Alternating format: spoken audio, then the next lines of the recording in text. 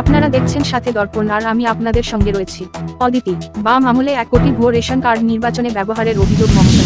Ration দুর্নীতি প্রসঙ্গে রাজ্যে 34 বছরের বাম শাসনের সমালোচনা করলেন মুখ্যমন্ত্রী মমতা বন্দ্যোপাধ্যায়। সোমবার তিনি বলেন, তার সরকার ভুয়ো রেশন কার্ড বাতিল করেছে।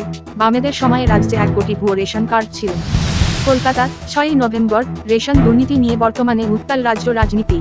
এই দুর্নীতিতে ইডির হাতে গ্রেফতার হয়েছেন রাজ্যের প্রাক্তন খাদ্যমন্ত্রী তথা বর্তমান বনমন্ত্রী জ্যোতিপ্রিয় মল্লিক। এই বিষয়টিকে হাতিয়ার করে বিরোধী পক্ষ বারংবার যখন তৃণমূল সরকারকে এই নিয়ে কাঠগড়ায় তুলছে, ঠিক সেই সময় আরও একবার জ্যোতিপ্রিয়র পাশে দাঁড়ালেন রাজ্যের মুখ্যমন্ত্রী মমতা বন্দ্যোপাধ্যায়। উল্টে রেশন দুর্নীতি নিয়ে পাল্টা বামেদের বিঁধলেন তিনি। তার অভিযোগ, বাম আমলে 1 কোটি ভুয়ো রেশন কার্ড ছিল, সেগুলি ভোটেও ব্যবহার করা হতো।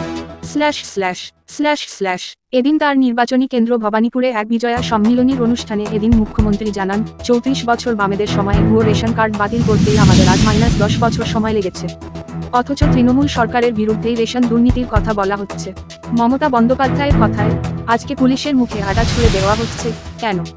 কারণ এটাই ওদের পরম্পরা। 34 বছর ধরে চাষিদের থেকে চাল কেনা হতো না, যেখানে অস্বচ্ছতা পরিষ্কার করতে গিয়ে আমাদের 10 বছর সময় লেগেছে। আমরা 1 কোটি রেশন কার্ড বাদ দিয়েছি কেন জানেন? 1 কোটি রেশন কার্ডে আগে চাল তোলা হতো বামফ্রন্টের আমলে, এবং ওই 1 কোটি রেশন কার্ডে ভুয়ো নামে ভোট দেওয়া হতো। এগুলি বাদ দিতে গিয়ে আমাদের সরকারের সময় লেগেছে। আমরা রেশন কার্ড ডিজিটাইজ করেছি। বাম আমলে রাজ্যে অনাহারে মৃত্যুর প্রসঙ্গ টেনে মুখ্যমন্ত্রী বলেন, আজকে বলুন তো কোন লোকটা অনাহারে মারা গিয়েছে? বাম আমলে জঙ্গলমহলে পিঁপড়ের ডিম খেয়ে মানুষ থাকতো, আজকে সকলেই চাল পায়। আমরা জঙ্গলমহলকে বেশি চাল দিই।